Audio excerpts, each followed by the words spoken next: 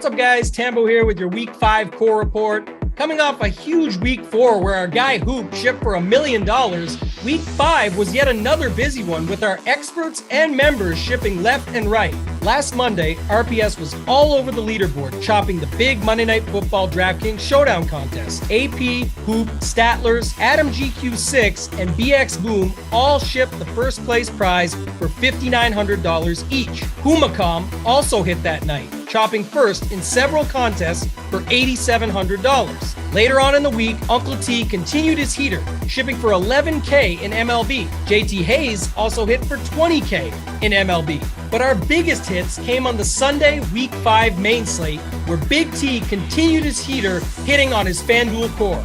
Tony's core featured Josh Allen, Jeff Wilson, Cooper Kupp, Justin Jefferson, Khalil Shakir, and Pat Freiermuth. By taking the discount with Shakir and going cheap at running back, Tony was able to round out his lineup, adding Gabe Davis for the double stack, as well as Raheem Mostert and the Patriots D, shipping Big T over $128,000 for the weekend. The Tone Dog was not alone, as our members rode that core to some big hits as well. C. Tangretti turned $21 into $1,800. DFS Dad hit for $8,800. Drew C.A. won $7,500. Jamie Walsh hit big for $20K. J-Dub 115 joined in with a $21,000 hit, and Kevin Barnhill shipped over $90,000. To top it off, our guy Swint parlayed a $333 ticket given away by Hoop on our live Sunday NFL show into $3,500. And the winning didn't stop there. Kay Fallick joined our free live Sunday Night Football Showdown show to lay out his strategy for the Bengals-Ravens game. It is kicker season. We got the two best kickers in the league. Thank you. Let's go, Kevin. Get your 3 field goals from McPherson. Get your 2 field goals from Tucker, vice versa. Take your 10 points and go home. Again, if you're not subscribed to our YouTube page, get it done now. It's easy to do and can actually help you learn how to win. Kay Fallick also called his shot in our premium Discord and used his member-provided game plan to ship $68,000. Our NFL content has been on fire all season, especially our Showdown stuff. I myself use my main core for my attack plan on Monday Night Football to cap off a week of winning at RPS with a King of the Beach ticket. Sign up for a Run Pure Sports membership today and get in on the fun. You have nothing to lose by trying us out.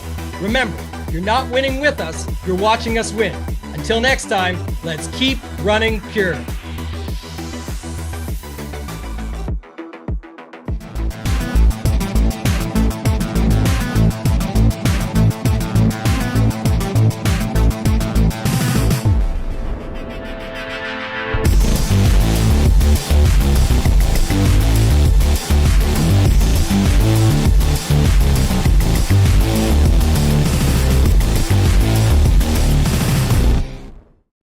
What's up, everyone? Tyler Tamboline here, aka Toe Tag and Tambo, back for another edition of the Tuesday review, preview, look ahead. We're going week 6 to week 7.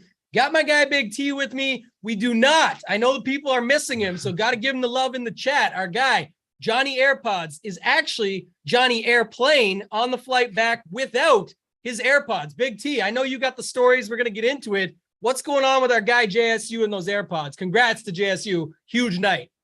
Yeah, I mean, when you're as rich as JSU and you ship the slate last night, you get things done, you leave house knee house with $50K. He always leaves something. Like in March, he left his basketball shoes. The dude literally has one pair of shoes for basketball. He just leaves them, like just sitting in my house. This time, he just leaves his AirPods just sitting there. He's on the plane right now. Can't listen to shit because he just left his – I wonder when he realized it, like when he sat on the plane. He could even be watching right now on the plane like, damn it, I can't even listen to these guys because I got no damn AirPods. Johnny AirPods, maybe that's his mojo. Maybe I can actually win a tournament now that he left me his AirPods.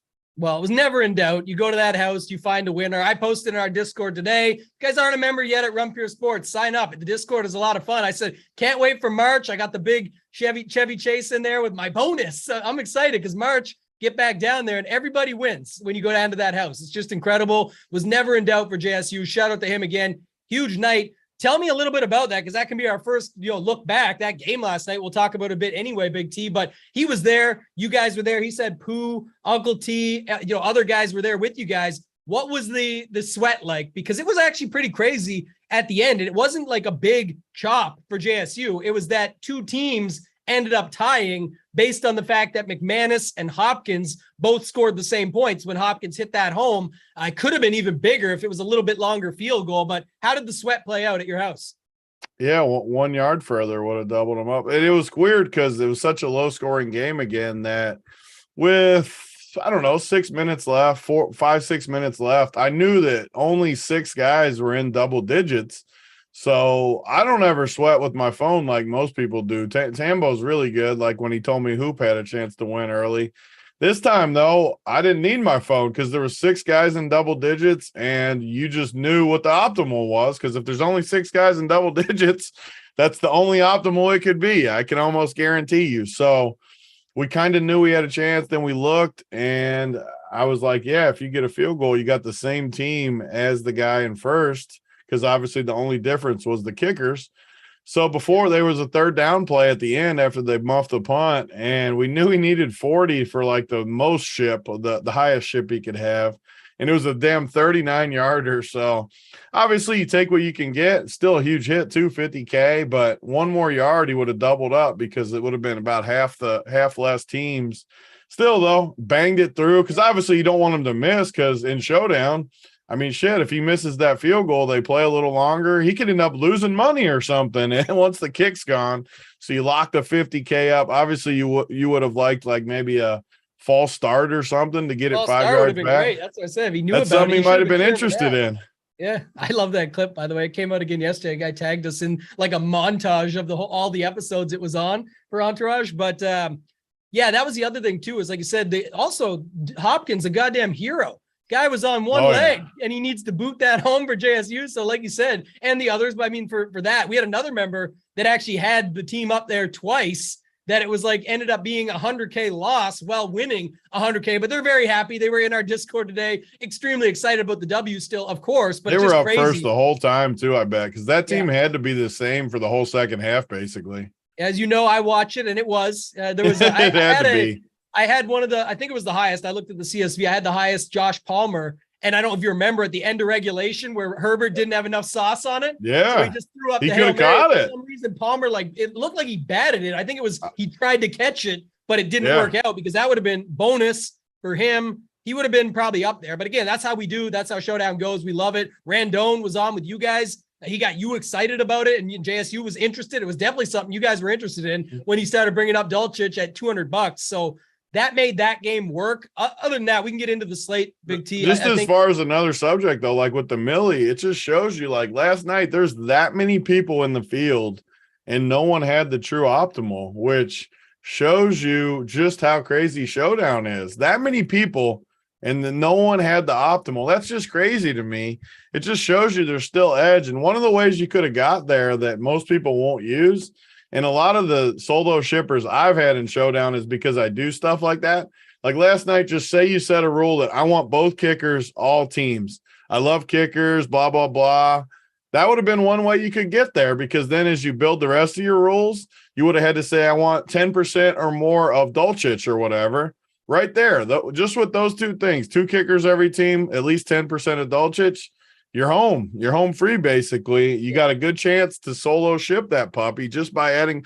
Granted, those are weird rules to have, 2 kickers every team, but that was something I've done before in the past where, like, give me 2 kickers on my teams because of scoring or whatever. The only way you would have got Dulcich with that is rules like that, forcing him in with the kickers. But you could have won. You could have solo shipped last night for $1 million with a Eckler, not two quarterback, because Herbert wouldn't have been in there because both kickers. But still, you would have had Eckler captain, which was probably one of the best captains, obviously. Highest owned captain too. It was the most popular captain by the far amount, 22% owned up top. Yeah, so you got the best captain, 2 kickers, which isn't that crazy. Dulcich was the best value, I think a lot of people considered. And then 2 solid plays with it. That's not that crazy of a build, honestly. You're leaving a lot of salary, but in Showdown, I can make a case for that team. Yeah. Oh, definitely you could. When you go back, I know we're spending a lot of time on this, but it's a good one to talk about. And I know someone said in the chat, you guys are the best at showdowning. I like that line, actually, Clint. I like you are amazing at the skill of NFL showdowning. And I think that's key. Like you said, you can't really get it. Most people wouldn't get two cheap kickers and the $200 play because they have so much money they can spend. But again, I've said this before. I actually said it the last show when Randone joined JSU and myself on the last show, one that you couldn't make. And we all talked about it there. It was the Indianapolis Colts game where it was like Pittman is the most expensive wide receiver one. So everyone's playing him, but we were like, you can leave a bunch of money because he's just priced that way because he's perceived as such. He's the wide receiver one. Last night, you had Mike Williams up against Surtain, who I don't think has allowed a TD all year. Like it's basically, they might not even target him. And I liked him. You liked him. Like I still go there in Showdown because it's Showdown. I don't play the quarterback matchups very often, but there was something to at least be said for that. It's more hindsight now, but you could have looked at it and said, I don't need that. I can go Eckler to get different, in the sense that I've already got two kickers and a cheap guy, leave all that money and fill it out with quarterbacks and you're set for the win. So someone said perfect lineup was 40,900. I know when Jaguar Lou had the outright ship like a week and a half ago, it was for a milli up top was a lineup with like 10,000 or 11,000, maybe more actually, maybe 17,000. I can't remember now. It was a lot of money left on the table in these shippers, and it makes perfect sense for some of these games. Anything else you want to talk about on that game before we move on? Just the update from our boy Johnny AirPods. He just texted me. He must have just found out live while we're on the air that he doesn't have them. He said, left my fucking AirPods at your house, I think. Just had to buy a new damn pair at the airport because I'm a donkey and you jinxed me saying I would leave something. Yeah, I just posted in chat. I said, I guarantee you'll buy a new set ASAP. And sure enough, got to do it. Does it. You got to do it. JSU knows, man. This guy's so sharp. That's perfect. I'm excited. I was happy because I've been calling it since the wins, like Hoop and your win and we all had wins. I was like, JSU is winning something soon. And then I said, of course, when he's at your house. So Big T, I hit you up the MLB Live final, and I told you you're about to ship this puppy very early, and you ship it. You're definitely the best at sweating it for sure. Yeah, I got you guys. I love my team. And I said, I think Hoop's going to do it, but I don't want to hit him up early because in case you told me early for Hoop. I gave you credit. You told me super early. You knew it was coming. Yeah. And I called this JSU shipper. I just didn't know when or where it would be. But again, congrats to him. Huge win. So we had a lot of good wins this weekend too. The house does run good. I mean, the weekend, the college, that's the first time Johnny's played college. We crushed college all weekend with Bruce's content. That's the best selling point for Run Pure right now. We got NBA starting tonight. Like, it's too cheap, right? You got all these damn sports. Every other site's charging per sport pretty much, or a high price for all sports. It's crazy right now. We have so much shit on that site for $100 or whatever you can get on for. Yeah, some sites charge almost as much per year for a single sport as we do for all sports, and we have shippers in all sports, and we love it. And we love what we do. We put our money where our mouth is. We do it all the time. We spend so much time on this stuff because we love doing it. And the best is that feeling. I know other people are sort of opposite of that. I definitely have friends that, that were friends that aren't anymore because they just see someone winning and they don't like that. And they can't figure out how to do it. Like everyone has that, or they root against other people. If I'm dead in a tournament and I cannot win, I'm rooting for the other guy. Or, even why the hell? Why are people like that? Why wouldn't you root for your buddies? Yeah, I have no idea. Obviously, you want to win yourself. We all want to win ourselves. Correct. We're not saying like root against yourself, but there's always the point where you're done for the night. You're not going to win the tournament. It's at that point. Root for your damn buddies. We were all rooting for JSU last night. That's the best part about Run Pure, though. But people will take it from a company perspective. Yes, that is something to it, but it has nothing to do with this. We were friends before I even joined Run Pure Sports. I was friends with you, JSU, guys like that, where I'm still rooting you on to have a good night. If I'm dead, I'm cheering for one of my friends to win. We see it in golf all the time. Ricky Fowler got made fun of. He almost won himself this past weekend, by the way, but he used to do it all the time. But I'm sure, like, if you're dead and you're out of it, why are you not cheering for your buddy that puts in all the hard work and grinds the same way you do? And we do that with our members. All our members are in that Discord daily, grinding, going through it all. If you want to be a part of it, you still can. Now is definitely the time to join Run Pure Sports. NBA starts tonight. I'm excited. I know it's only a 2-gamer, but there's huge prizes up top. Plenty of great strategy on ways to get different and unique on these shorter slates. I know, Big T, that's your specialty. And then tomorrow night's like Christmas, right? We got the big slate, huge contest. I got some free tickets. I found out today there was an NBA or an NFL VIP thing so I got some 888s for tomorrow night. I cannot wait to take Big T's core and find the better three than him and try and outdo him and get to the top. So Let's go back, though. We got only 40 minutes. We got to get through this fast and furious. We'll get through easy without Johnny AirPods on here, freaking talking our ears off. We're going to cruise this week. And now you're literally talking his AirPods off as we do this. I should put them on and do the show with his AirPods on just to see how it feels.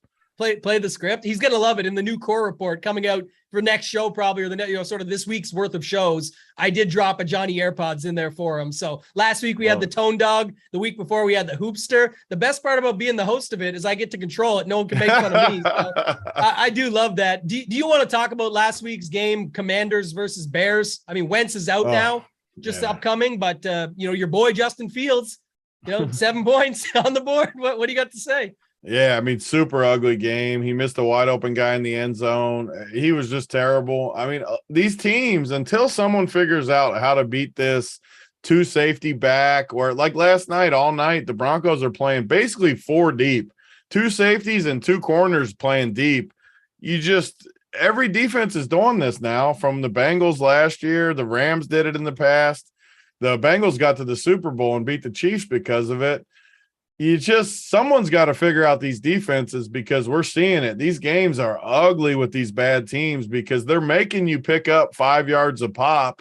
And it's just the law of averages. Like, if you're picking up 5 every play, it seems good, but you're always going to end up in the 3rd and 3s and stuff like that, where if you throw 1 incompletion, you're punting, and it just doesn't work for teams. If you're a defense, you're thrilled with that, and somebody's got to do something to figure it out, or we're going to keep getting low-scoring games. And that freaking Washington game was just horrific to watch, just awful. And then next week, Chicago plays the Patriots, so it's not going to be any better on that primetime game. But, yeah, I mean, no takeaways. The Bears look awful. Washington looks awful. Wentz is out now. I don't see any takeaways besides those teams being terrible. Yeah, 2 notes that you just made me think of. First off, I don't know if you saw this or not, but a guy tweeted out, I'm not sure how many touchdowns there was last night, but this was pending last night's game. My guy, Gilles Gallant, on Twitter, GDog5000, said, total NFL touchdowns scored through 6 weeks. In 2020, there was 559 touchdowns at this point. In 2021, it dropped significantly to 531. Do you know the number so far for last night? Do you have a guess? I would say at least 100 less. Like, it feels like no scoring. Almost 100 less. 447 pending last night versus 531 the previous year. It's literally just the one defense, though. Like, people cannot score on it. Even the good offenses, they just play deep and they just don't let you get behind them, and it just kills these teams. Even the Chiefs still haven't figured it out fully. It's been crazy, man. So that is definitely interesting. And someone said in the chat, our guy Rants, prime unders, mostly primetime unders. So maybe other thing too, Big T, going into this week as we compare, because we look back and look ahead, of course, try and take some betting and some DFS takeaways. But by Mageddon, it's being dubbed this week. No Buffalo Bills. So we don't get to do our Josh Allen thing. No Cooper Kupp with the Rams. I'm not going to say anything about Stafford because he don't matter, but no Cooper Kupp. We'll use that one. And then no Minnesota. So no Justin Jefferson, and no Philadelphia. So no Hurts and co with all these teams, but you know what I mean? There's nothing there. Yeah. So that is interesting too. There's, you're gonna have to find a different way. You can't rely on Josh Allen this week. So we'll try and do that. That's all the guys I've been playing all year. So I'm in trouble this week. All my dudes are on bye. JJ, your guy too, Justin Jefferson. Yeah, so you're right. That's really ties together. My guys, the Ravens, another loss, man. They've been down now. The total is now only losing for 4 minutes and 40 seconds of the entire season, and their record is horrible. Lost it to the Giants. Barkley did his thing at the end, knowing that you need to sort of squash that and just sit on it at the 1 yard line instead of going in and giving them more time. So he just ended the game right then and there. Ravens lost to the Giants 24-20. Any thoughts on that one, Big T? Yeah, I think we picked a lot of winners if you watched the shows last week. This show and then the Print Factory, I talked on it, but these 5.5 are just super trappy numbers. Baltimore was favored, I think, by 5.5 or 6, if I remember correctly.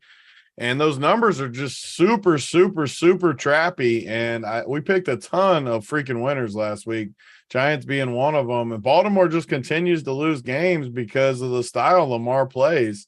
And I know people love him. I love him fantasy-wise, but he just plays that weird style where he'll make one bad pass or something that kills a drive, or they have a bad play call or whatever happens. They're just finding ways to lose games. And you just can't have that happen in the NFL. You get too far behind the 8 ball when you're losing games. They could easily be undefeated, like you said. And instead, what are they, 3-3 or 2-4? Yeah, 3-3. Yeah, I mean, it's just a tough scene for them.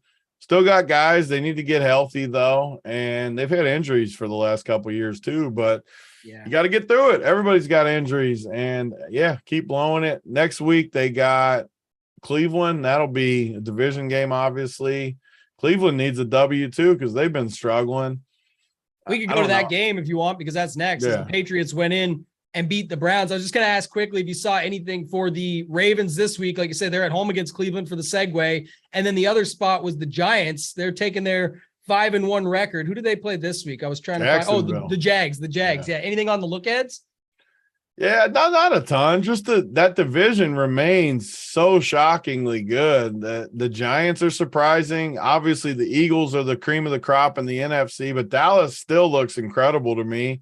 They're going to get Dak back. Maybe we were a little premature on the Cooper Kupp, saying he's better than Dak, me included. I like Cooper Kupp, Cooper Rush, not Cooper Kupp. Cooper Kupp might be better than Cooper Rush after last week's game, but throw him in at quarterback and see if he can do it. But that division is just really good. I mean, the Giants have good players. Their defense is better than we think. They go to Jacksonville this week. And like I said, we've been picking winners. Jacksonville's been terrible. I don't understand really why they're favored over the Giants, I guess. What kind of number can I think it went up from early. You got unabated there usually, and maybe I'm going to pull it up. Yeah. Pull it up for a sec. Guys, if you're just joining us, do us a favor, hit that like button. Over 100 watching. Gonna get to 100 likes right out of the gate here and go from there. But check it out, Big T, because I think the line went up. I was saying on Sunday night I didn't understand that line. The Giants are 5-1. The Jags, are the Jags. So what do you see there? Yeah, so it was 3 most places when it opened, but then it went to 2.5, and then now it's back to 3. Okay. I just don't get it. Like, Jacksonville's been terrible, and the Giants have been pretty good, even in games they've lost. The Giants look like a clear play to me there. But as far as fantasy, I don't see anything in a spot like that. And honestly, there's not much to say about either spot, Giants or Baltimore, besides the fact that the Giants have been better than I think most people think they would have been. Yeah, and we can tie this all together right quick, but the Jets play in Denver this upcoming week, because we already talked about the Denver LAC game, so we won't hit it later anyway. But Denver also favored by 3 at home against the Jets. So the other New York team that's doing their thing. And let me ask you this. Who do you think, if one of them is a fraud, because a lot of people want to make fun of these New York teams, that's fine. Not going to include Buffalo, because Buffalo is Buffalo, and we know that. Super Bowl favorites, etc. But of the Jets versus the Giants, who do you think is the better team? I would say the Jets, just because they're players. I mean, they have good players. Last week, again, with the Jets side, that was one of my strongest takes on the shows last week. Jets will surprise the Packers, and they get the dub. They get the job done. And this spread, what if I told you to start the season that Denver at home would be a 2.5 or 3-point favorite over the Jets? You would have laughed at me how far things have changed.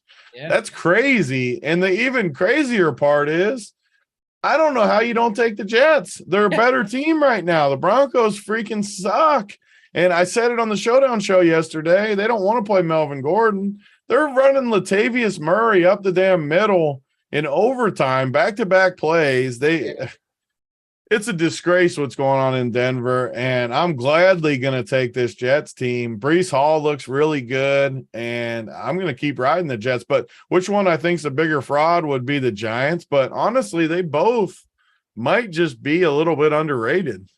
Yeah, I think the coaching factor in the Giants, plays into it a little. The Jets are just the talent. Again, it doesn't mean you're a good team when you have all the talent, but when you can start to play together, like if Zach Wilson could do it just a little bit better, not make as many mistakes and things like that, like Sauce Gardner, the swag out of that guy. And I heard the stat was, we'll go to this game first, Jets Packers. We can stick with it. Doesn't matter. We're bouncing around a little, but no touchdowns in high school, no touchdowns in college, still none in the NFL, and then puts the cheese head on in Lambeau, doesn't know Lazard's going to flick it off his head and says, no problem, man. You're pissed. I'm gonna put it right back on and walks right back out and starts over from the walk with the cheese head back on again. Guy is just something else, man. But let's talk about that game, Jets Packers. You talked a little on it already. Any other takeaways? Because the Packers side, I think, is a little interesting to talk about. Just from the beginning of the year, the Packers just look done. They look dusted. Tampa Bay looks dusted. And yeah, I mean, they didn't show anything this week to make me think otherwise. The Jets or whatever, we can say they're getting better, blah, blah, blah. They're still not a contender in any sense of the word that they're going to do anything in the playoff. They're a better team than they've been, and they're on the rise without a doubt. But if you're a contending team and you're playing a team like the Jets, you got to put them away. And the Packers just aren't capable right now. They're just not. They're a bad football team. We got to write them off this week. Of course, this is what happens with Tampa every week too that pisses me off. I hate Green Bay, right? But then we get the look ahead versus freaking Washington. Like, I don't even know what you're supposed to do with that. Like, Washington's terrible. Green Bay's terrible. We've already worked. Line? I mean, if I had to guess, I mean, Green Bay's got to be probably that tricky number, like 4 or 5, 6, 5.5. We got that 5.5. Like both those 5.5 home dogs won last week to Atlanta, who we'll get to later. How could you take Green Bay? Seriously, I know Washington's terrible. How could you take Green Bay on the road versus anybody, any team right now? How could you? Like, as a favorite, there's no way. They almost lost to who a couple weeks ago? New England, right? And then let me pull the Packers schedule up. Let me see this. I mean, they're so bad. They lost to the Giants at home. Giants were on the road. They barely beat the Packers. It was overtime, beat them by 3. Yeah. Before that, they won in Tampa Bay, which the Bay busts is a thing, right? Tampa Bay, Green Bay. You've been off Tampa since day one. Green Bay just as bad, like you're talking about. So that's those two teams playing against each other. Like, it has not been good. So, and the Jets beat them 27-10. I mean, their only good win is versus the Bears, and the Bears are terrible too. So, like, I don't know. That's my takeaway. And as the season goes, I really do think you can take advantage of these spots. Like, the lines are not adjusting. People still think Green Bay and Tampa Bay are like favorites in the NFC. And I just literally don't get it. And then it's so frustrating because Tampa gets a shitty team every week. They play Pittsburgh. Now they get Carolina. So we're not even like getting to see how bad these teams are, which is an advantage to us, though. Honestly, people keep playing Tom freaking Brady. Like, good luck, people. Keep jamming Brady in there. I'm going to keep playing Josh Allen and Joe Burrow and guys that have talent. Last week, man, I had a really nice Brady lineup, and he won me money the week before, so I was okay with it. But man, it's bad. Like you said, I got to get off that tip because has not been helpful. And like you said, it seems, this guy, who was it in the chat, just said it was Tory, said any given Sunday, that's why they play the games. Can't say they're a fraud. When we're talking about, like, from that perspective, it's also too, like, we're trying to plan out the season, think about, like, what's that going to look like. This is our job to make predictions. We're making predictions, but like an example would be Philly. Like, you can say Philly's going to crush. You've said it all season. They're going to just destroy this regular season. You got a potential Hurts MVP. Like, you could see all this play out, but you'll find out if they're real or frauds when the playoffs hit, because you won't get to find out until after the bye week. They're going to be there. They're going to get the extra. And they got to stay freaking healthy. Like, that's another thing that we just don't know. If I had to guess, I'd say Philly probably is a fraud a little bit, but like you said, we're never going to know. And this is how fluky the NFL can be sometimes, is like, even when the playoffs, say they get the number 1 seed, which they probably will with the way the schedule is, then who knows who they could play, like a fraudulent Tampa team or something, beat them, and then all of a sudden you're in the NFC title game. So you can literally fluke your way. And Cincinnati did it a little bit last year in their own way with their defense. They're my team. But I'll admit it, like, it was a little fluky. They weren't as good a team as Buffalo or Kansas City or some of these other teams, even though they made it. So there's a lot. I like Torrey. I like him calling it out. I know what he's saying. I'm just saying the point being is we know that too. But it's like, it is. That's the whole point. It is any given Sunday, and we're trying to say that's what we're looking at with these lines. That's what the look aheads are, and the comparison with the New York stuff is awesome because it's like people are not used to seeing this. New York, the big thing right now. Obviously, Buffalo gets lumped in there some, but Buffalo, we know they're good. That's not the question. That's the one team in all of football that we know for sure is a good football team, without a doubt, and better than most by a lot. By a wide margin. So we'll get to that game. Back to the Patriots Browns. Patriots slammed them. I mean, any thoughts on that? I guess the one thing I'll take away to tie two games together, because Bucks and Steelers are coming up next, but Belichick and Tomlin, not even close in coaching, and the GOAT coach Belichick. I'm just saying the one thing they do say about Tomlin, so it's not to compare them, it's to say that coaching matters in the sense. You said this, Big T, last week, and I agreed with you, was Tomlin has never had a losing season, and he's going to pull off some of these games against teams people think he shouldn't win against. And last week, that number kept moving. I think it got to 10 by the time Locke hit, because all the injuries that the Steelers had, but it was still in Pittsburgh. It was still a spot where they knew what they had to do, and they came out and performed it. So back to Tori's point, any given Sunday, that was another spot that you could pick up the points at home. And just any thoughts on the Patriots against the Browns, Steelers versus the Bucks, because it was two pretty big, Patriots-Browns, not as much of an upset, but still a big win. Patriots just pounding them 38-15. Yeah, you said it. I mean, Bill Belichick, man, I couldn't be more impressed. Like he's obviously known as the best coach ever, one of the best coaches ever. Loses Brady, loses all his pieces, and just comes out and just wins football games. And he has third string quarterback, young guy from Western Kentucky. It's impressive what he does. These guys are ready to play. Will they win a Super Bowl? Hell no, because they don't have enough talent. But for them to win games, it's just impressive. I mean, how could you say anything else? I mean, he's winning games with backups. Their defense is always prepared. Their offense is always well coached, and he's winning with no one. You just look at their players. Their players are not better than other teams. He has one of the worst rosters in football, and they're blowing out the Browns. I was super tilted by Stevenson getting there, though. I obviously faded him. He was clean. The fade was good until literally the last drive that he wasn't in on first or second down.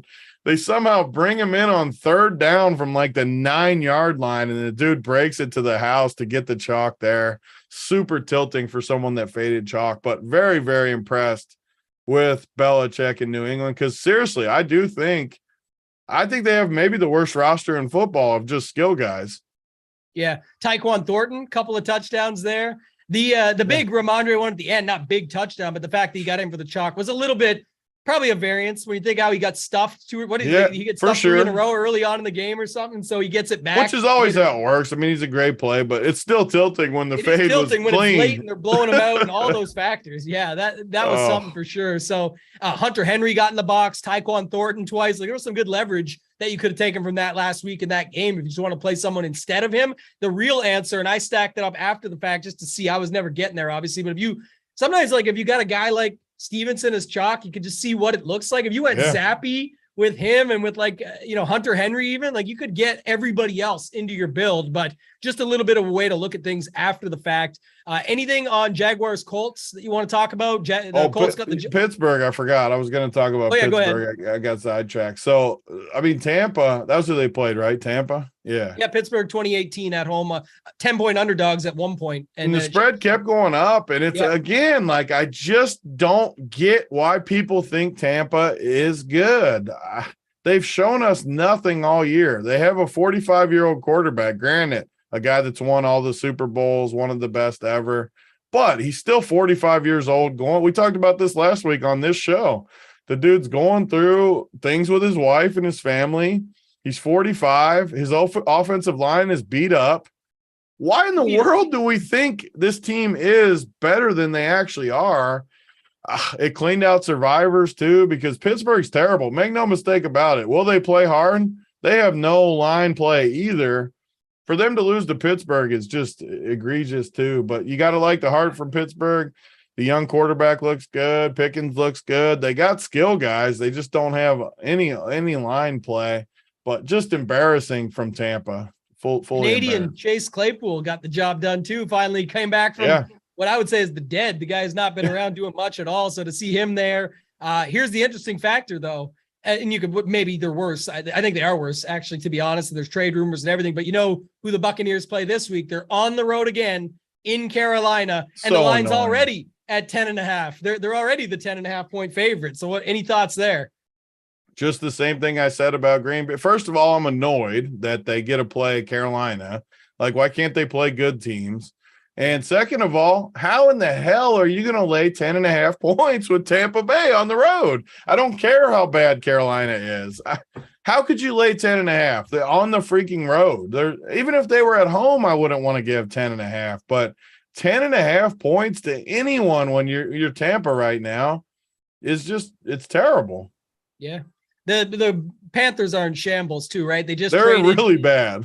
They traded Robbie Anderson today after getting in the coach's face on Sunday. Once Rule was out, you kind of could see that there could be a potential issue there with Robbie Anderson, and Matt Rule was fired. So you could see what happens there, and he ends up getting in the coach's face. And next, you get kicked out of the game by his coach and then traded for like a 6th or 7th round pick or something. So we'll see. We'll see if Cam Akers can pick up some 6th or 7th round pick on his trade. Rams want to move on from him in another spot. But then today, some teams are moving money around. I don't know. There was a joke last week that, and we'll get to that KC Buffalo game, that either the team that lost would make a move for CMC to try and get back in the mix because they truly believe it is between those two. And you could argue against it. You could definitely say that could be the case. I mean, with Buffalo, it looks like it for sure, but the other side, we'll talk about it when we get there. Anything else on Jags Colts? Do you want to talk about that one? That was a last second touchdown to Alec Pierce to get the job done for the Colts at home.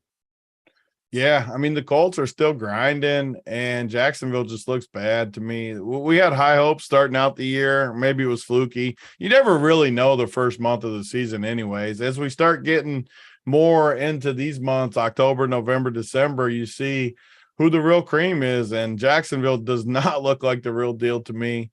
I don't have a ton of takeaways from that game, though. Indy, I still think they're better than people think. I mean, Pittman's good. JT will get a little healthier.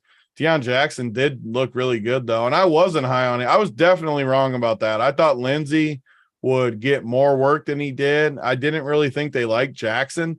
I had two takes last week that one went really bad and one went really good. I thought Latavius Murray would take over for Melvin just because the 10 days off. I was right about that. I thought Lindsey with the time, because the Colts and Broncos played on that Thursday game, I thought Lindsey would take over for Deion Jackson too. So I was really right on one, really wrong on the other. Just goes with what Tori said earlier. There's a lot of any given Sunday, but we got to make predictions. The whole way we do good is kind of trying to predict how we think we'll go. So I do want to make 1 point too, just because I like unabated. I always talk about it, the line moves. And one thing I think we should bet right now, I'm going to bet it personally. The Jets Broncos is 2.5 everywhere right now, except for FanDuel. We can get +3 right now with the Jets. Obviously, the biggest number in football, 3 off the 7, but 3 especially. If it really does stay below 3, it's nice to get this Jets team right now at 3. So it's the only book right now. You can see it with unabated. We always post the link if you want to sign up. But I'm not saying it. We're not even getting anything from that right now. I'm just saying it it's to just help a good the spot to people look out. at. Like you said, when you get everything in front of you like that, I know you guys screenshot it all the time, and I laugh because I have good vision, and I'm like, geez, I still can't read, but you put the whole thing in there. But when you have it in front of you on your computer screen, it's actually really helpful because it's like you said, all the numbers and lines are right there. You're basically tracking it like a stock trader or something, seeing the moves and getting your value in. It matters in the long term for sure. If you guys are just joining us again, almost 200 watching, hit that thumbs up. Hit that like button for us. Other game. So last thing about that one, Travis Etienne looks like he's getting a lot more of the work too. The other thing is, Big T, I didn't expect Matt Ryan to throw the ball almost 60 times, including 37 in the first half alone. I guess it's true. The truth is, though, if you can't run it, throw it. And that's what it ended up being, right? They didn't have JT. They didn't have Hines. They ended up using Jackson and Pittman. Both had like 7 for 70 and 8 for 80 in the first half alone, just on these little chip shot passes that they got out. So interesting to look at going forward. We already talked about the Jags against the Giants. The Colts are going to be in Tennessee playing against the Titans. But let's move on. Let's go to a game I know you'll love. Bengals versus the Saints. Your boys got the job done. Jamar Chase got the job done. I mean, I got some DFS takeaways from that one. Last minute rule out, right? When you had Olave, who looked like he might play until about Saturday, might get cleared from the concussion. Saturday, they say he's not playing.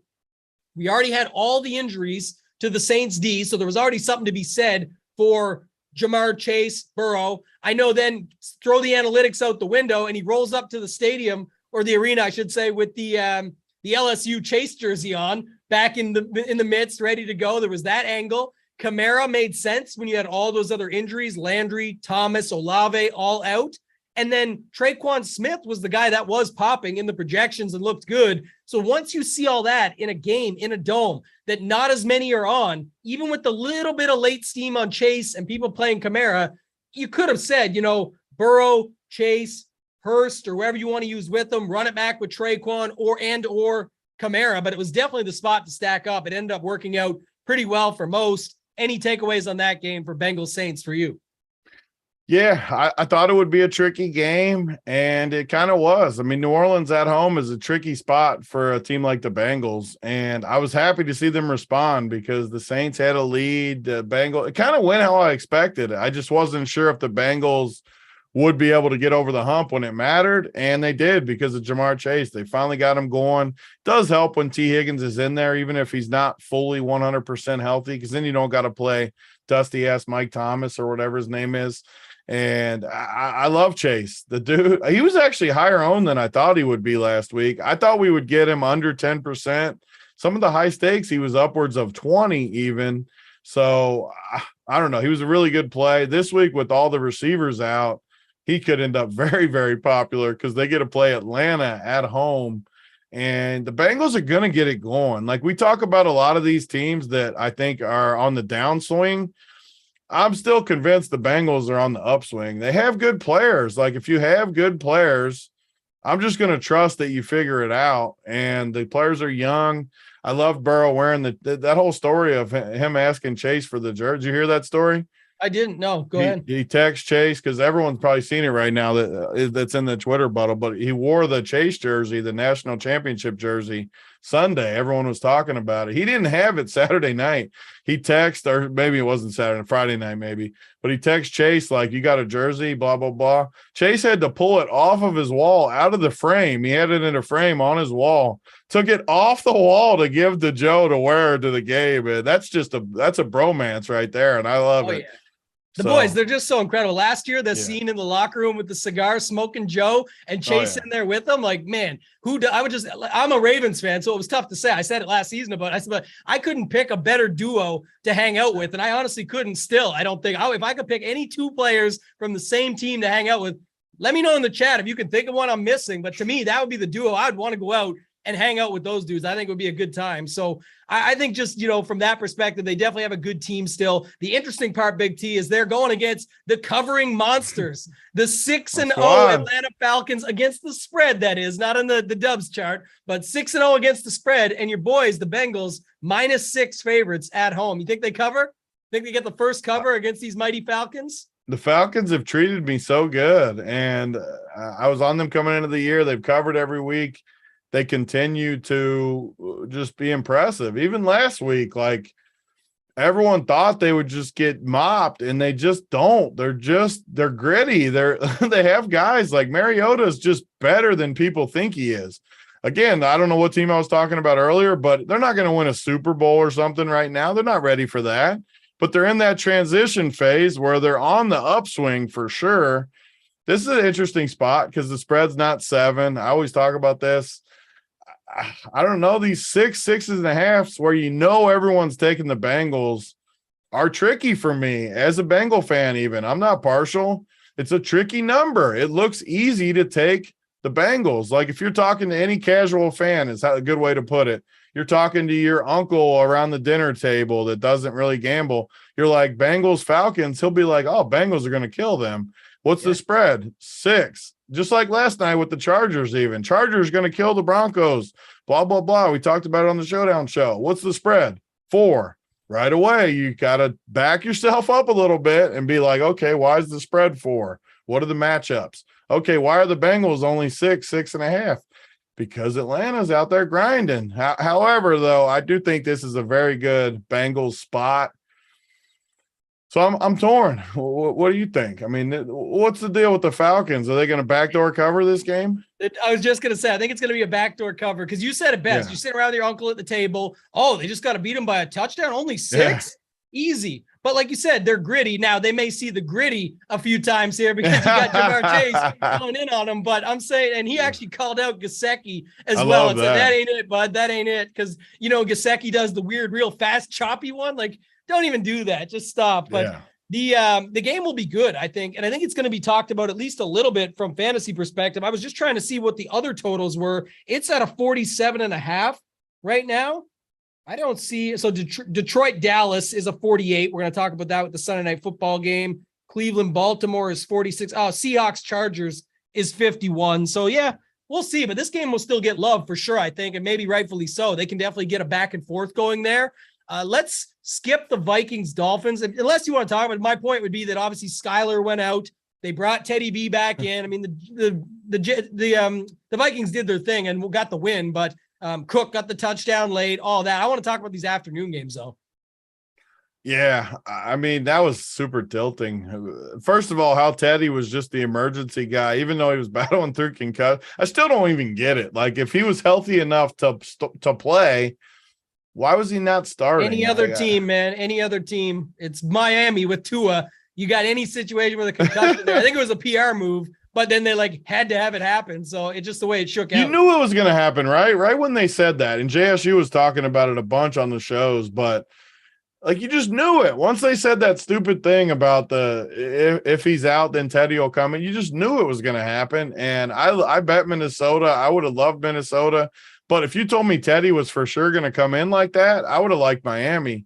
And it just so happened that Tyreek and Waddle smashed again. Smashed. And Miami's still a good team. They're going to get healthy. I think Tua is supposed to play this week.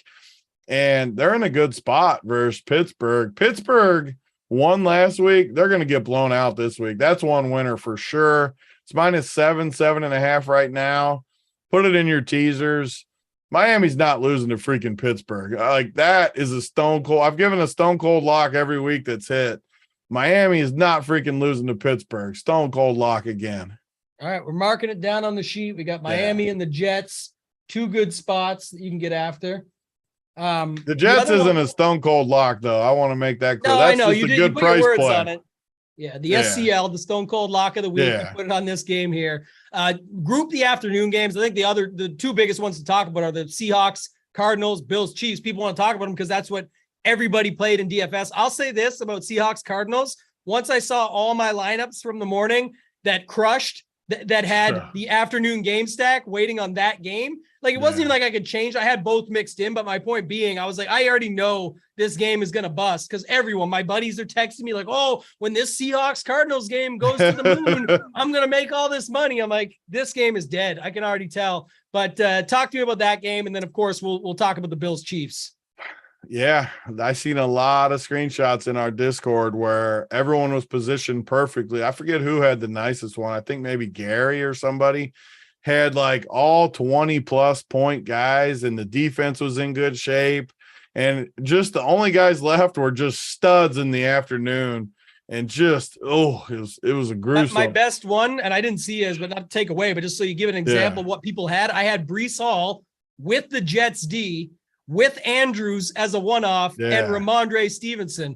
It's that was my morning, and I'm sitting on the afternoon game stack of this Arizona-Seattle game. I don't expect it to explode. I talk about this all the time where people are like, there's going to be 80 point, just get to the 50, and I'm probably in decent shape. It ended up being, I think it was 12-3 at the half or something, or 10-10. One of those games. They were all bad, though, to start off the afternoon.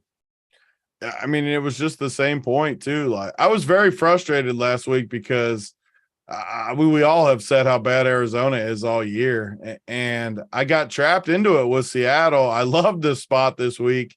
Can't pretend I didn't. I thought it would shoot out for sure, and it just didn't. Arizona is just really not that good. Kyler, I mean, granted, he loses Marquise at the end. They're just not any good, though. Cliff can't coach. I just don't see it. Getting hot back at an old age isn't it? It's not like Randy Moss going to the Patriots. What about signing Robbie Anderson? What about getting Robbie Anderson in there now too? I mean, this team, I don't think it's, maybe you guys, JSU was on. I know JSU liked Kyler for the MVP. I think it was last year or something. Yeah. Maybe it was that take. But since then, I don't think he's been on him either. No. You've been off him. We've all been talking shit about this guy, and it just continues to ring true. It's just so bad, man. It's tough. It was painful. I mean, just a painful game. Seattle just really whooped their ass. And Seattle's another team similar to Atlanta. Like, I wasn't on them. I was on Atlanta. I wasn't on Seattle to start the year, but they've played good. You got to respect how they've played. They've competed. They're sitting there, and they've got to enjoy Russell Wilson just sucking ass on top of it. So I can't imagine anybody's really much happier than Pete Carroll right now. They get all those draft picks. They're still playing good on top of it, and they can watch Russ just totally stink it up in primetime games. Our guy Josh, he's always in here in chat. I don't know if this is true, but it's what a take. He says it's because Kyler's bad, because basically what he's saying, I'm inserting that Kyler sucks because he had all short wide receivers.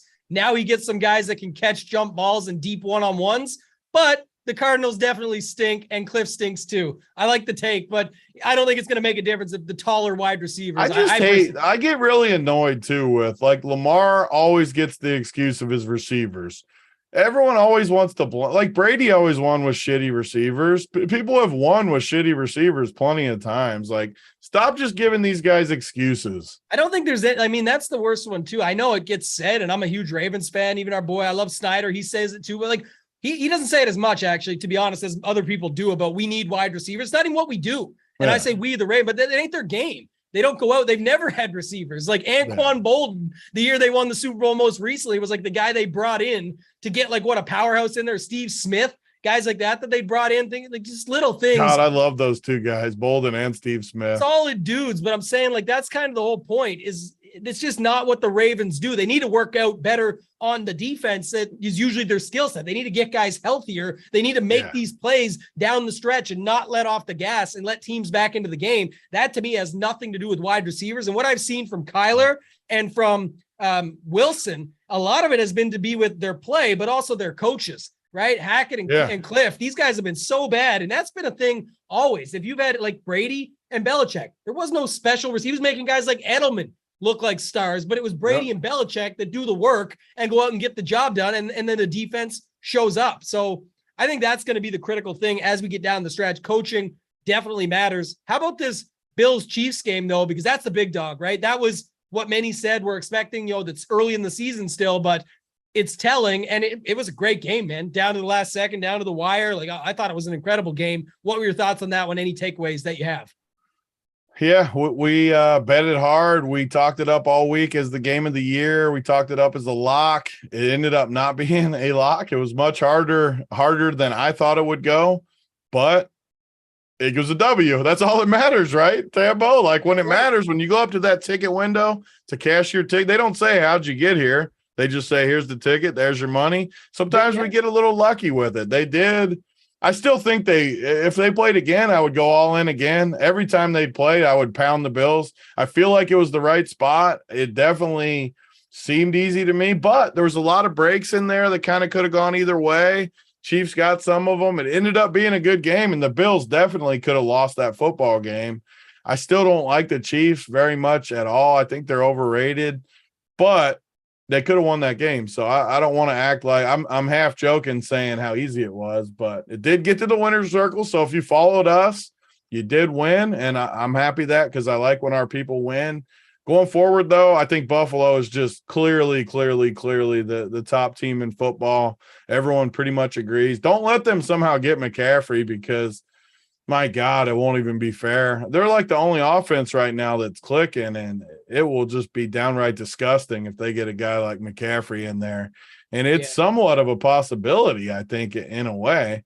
If they get him, it's over, because, like, again, you saw McKenzie dropping balls. And the reason I bring up a guy like McKenzie, and they have Shakir there and they can mix those guys in, but Singletary can just bang at some points. Like in these close, if they had a closer game, they use them like that down the stretch last season. So if you're talking about swapping out, needing Zach Moss and James Cook and those guys in the interim, they're still keeping those guys for long-term prospects. But I'm saying right now, though, you can roll out a guy like CMC with Josh Allen, chucking him the ball, good coaching, all the stuff. They have a great defense that actually hasn't even been healthy also, by the way. So that's the other factor. But I do think that's interesting. I think that game is good. You said it, Vin Diesel, inch or a mile, doesn't matter how you win. Winning's winning. That's what happened there. The Bills still did get the job done. Lastly, before we do sort of the round out of the show, we're going to go a couple minutes over our hard out here, but Cowboys Eagles, Sunday Night Football. We already talked the Monday night game. Thoughts on Cowboys Eagles? It's going back to Dak. Cooper Rush showed where he was at.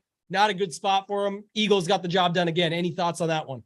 I still think it's the two best teams in the NFC. It's kind of been my take. It's still my take. I think they're the two best teams. They got good defenses. They got solid offenses. Once these teams get healthy, like Dalton Schultz was out again, Dak was obviously out.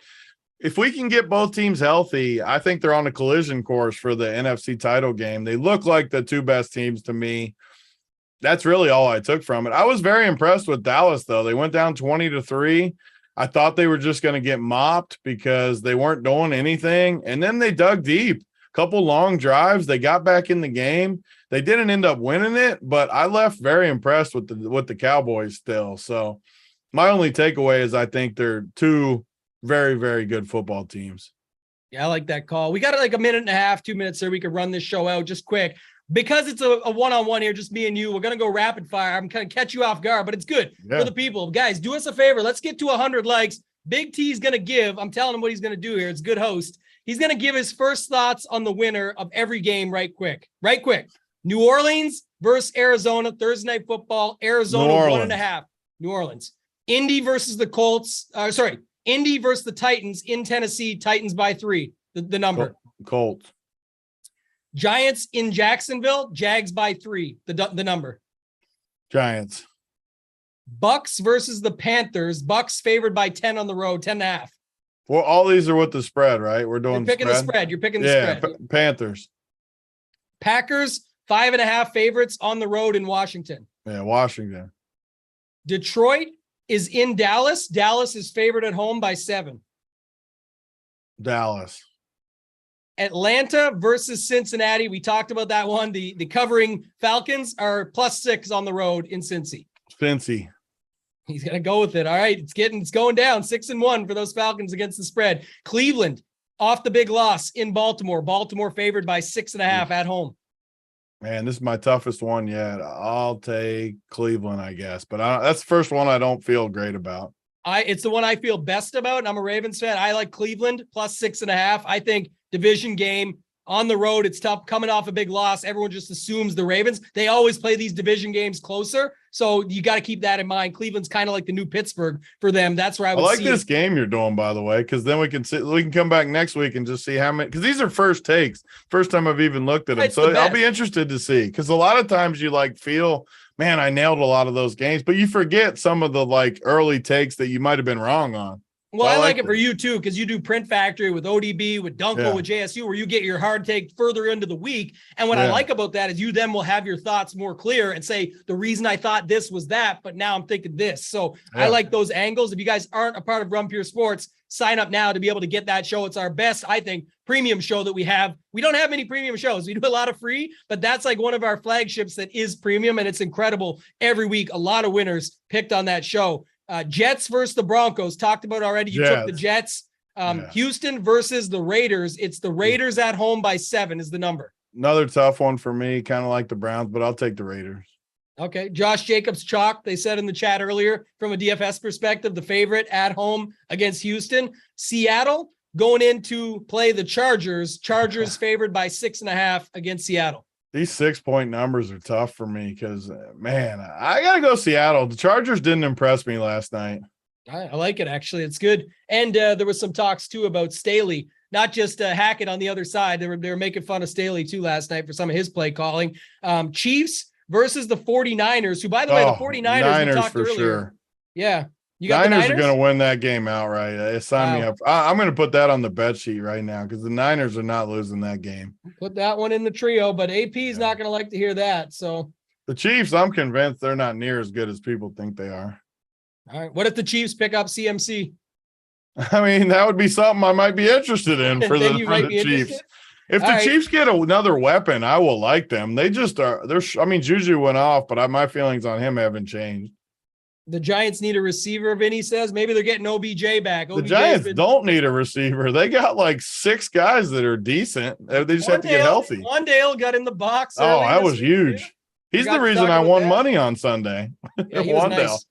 He looked good. Okay, the 2 primetime games, then we'll get out of here. Pittsburgh in Miami. Miami favored by 7. Yeah, Miami. Yeah, the Bucks can't beat them, but Miami will crush. That's the key. Yeah. And then the last game of the week, we talked about it earlier, but the Bears in New England. New England favored by 8. I'll tell you right now, anyone that watches this show, I'm going to give you a free winner that has 0 chance at losing. Miami teaser with the Patriots. 2-team teaser. You can get -120 a lot of places. Stone cold freaking lie. That's my stone cold. I gave 2 weeks ago. I forget who I said, but it was a stone cold lie. Cincy to win that game was definitely one. Was it Cincy? The one that you went to, right? Yeah, I don't know if that was the stone cold. I was a winner, but I don't know if it was generational money you put on. Oh, it could have been that one then. I did say that. You're right. So that could have been the one 2 weeks ago. You want to create generational wealth. Bet the Bengals. Last week was Buffalo. This week, there's literally no chance you lose this teaser. Miami and New England. Put whatever you want on it. Your house, your kids, anything else. Put it. You aren't losing that. You're not losing that bet. All right. I'm going to do it, man. My 2-year-old's been getting a little bit annoying lately. So you won't lose them. Worst case, you lose the kid, right? You're all set. Yeah. You can make another one. You definitely can. Hit that workbench. All right. Anything else you want to add before we get out of here? We got to roll. We got NBA today, guys. It's going to be a good one. No, nothing else. I liked on this show, though. A little recap, quick look ahead. Our time frame's good, too. If we can keep this. We got rid of Johnny AirPods today to trim like 10 minutes. That's going to be the issue moving forward. We still couldn't hit the We actually are under an hour because we started late, but if JSU was on here, it would have been tougher. That's going to do it, though, for this week, guys. Going to get out of here quick for Big T, for Simon behind the scenes. We're missing our guy, Johnny AirPods. Love him. Congratulations again. I'm Toe Tag and Tambo. Simon, get us out of here, man.